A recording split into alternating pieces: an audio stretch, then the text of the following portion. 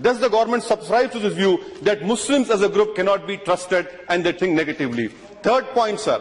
The third point, Chairman of Joint Intelligence Committee in White House Summit of Counter-Terrorism have rightly said India's core strength is liberal, secular, plural democracy. But I would like to know from the government that will this government, if it believes in secular, plural democracy, will it appeal against the trial court judgment of December 30 from the Mumbai trial court, which had given a leeway, a temporary leeway to the ruling party president? Will Kausar B, who's my sister, who was raped, drugged and murdered and her body was burned and thrown into a river, will this government, which talks about maximum governance, minimum whatever it is, will you appeal against that trial court judgment? I would like to know from the government through you, sir, when you talk about that Sabka Saath, Sabka Vikas is your basic tenet of your government, why is it? And when you talk about freedom of religion, February 17 Prime Minister's statement, freedom of religion, but within a week, his spiritual, his intellectual, his ideological guru made an obnoxious statement about a Nobel laureate. We want to know from you to the government, where does the truth lie? Does the truth lie with the Prime Minister of the Constitution?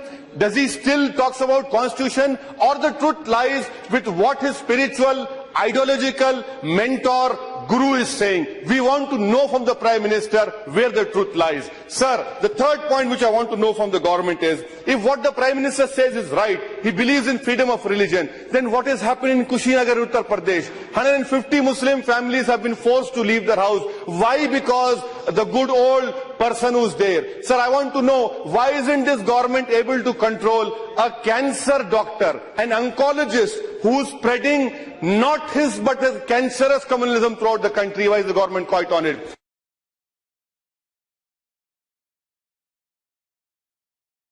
आदरणीय सभापति महोदय जी, हमारे देश में राजनीतिक कारणों से संप्रदाय का जहर घुलता चला जा रहा है और आज से नहीं चला जा रहा है, लंबे अरसे से चला जा रहा है, जिसने देश को तबाह करके रखा हुआ है, दिलों को तोड़ने का काम किया है। लेकिन सवाल हमसे पूछे जा रहे हैं, हमारी भूमिका क्या है? मैं आज जरा इस सदन को कहना चाहता हूं, 27 अक्टूबर 2013 मैं पटना में था, गांधी मैदान में था। बम धमाके हो रहे थे, निर्दोष लोग मौत के घाट उतारे गए थे, लाखों की जनमेदनी थी, बड़ा ही कलुषित माहौल था, रक्त की धाराएं बह रही हैं। उस समय जब इंसान के हृदय से बातें निकलती हैं, वो सच्चाई के तराजू पर 100% सही निकलती है, उसमें कोई लाग लपेट नहीं होता है। बम बंदूक के बीच रक्त बह रहा था, लोग मर रहे थे। उस समय मेरा जो भाषण है, और उसमें मैंने कहा था कि मैं कहना चाहता हूं, मैं पूछना चाहता हूं कि बताइए, हिंदुओं को किसके साथ लड़ना है? क्या मुसलमान के साथ लड़ना है कि गरीबी के साथ लड़ना है? मैं मुसलमानों को पूछता था, क्या आपको हिंदुओं को साथ लड़ना है कि गरीबी के खिलाफ लड़ना है? और मैंने कहा था, आइए, बहुत लड़ लिया, हिंदू मुसलमान एक होकर के हम गरीबी के खिलाफ लड़ाएंगे। हिंदुओं को किसके साथ लड़ना है? क्या मुसलमान के साथ लड़ना है कि गरीबी के साथ लड़ना है? मैं मुसलमानों को पूछता था, क्या आपको हिंदुओं को साथ लड़ना है कि गरीबी के खिलाफ लड़ना है? और मैंने कहा था, आइए, बहुत लड़ लिया, हिंदू मुसलमान एक होकर के हम गरीबी के खिलाफ लड़ाएंगे। पटना के गांधी मैदान में बम बंदूकों, पिस्तौल और गोलियों के बीच में उठाई हुई आवाज है। भारत को प्रेम करने वाले हर व्यक्ति के लिए ये बात साफ है, यह दाइश विविधताओं से भरा हुआ है। विविधता में एकता, यही हमारे देश की पहचान है, यही हमारी ताकत है। हम एक रूपता के पक्षकार नहीं है, हम एकता के पक्षकार हैं और सभी संप्रदायों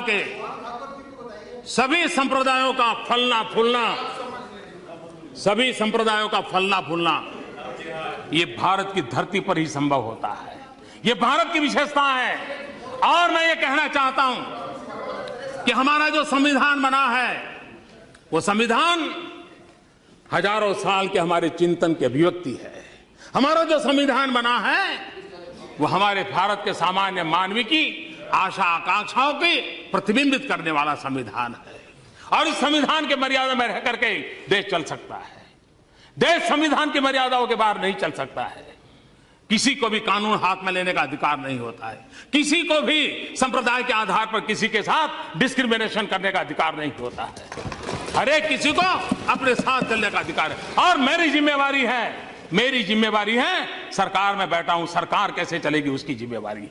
और इसलिए मैं आपको कहना चाहता हूं और मैं बार बार कहता हुआ आया हूं, संप्रदाय के नाम पर अनाप शनाप बातें करने वालों को कहना चाहता हूं, मैं ये कहना नहीं चाहता हूं आज मैं आपका मुंह बंद करने के लिए मेरे पास हजारों चीजें हैं, मैं समय बर्बाद नहीं करता हूं, इसके लिए मैं समय बर्बाद नहीं करता हूं। लेकिन मैं आपको कहना चाहता हूं हमारा कमिटमेंट क्या है वो मैं आपको कहना चाहता हूं।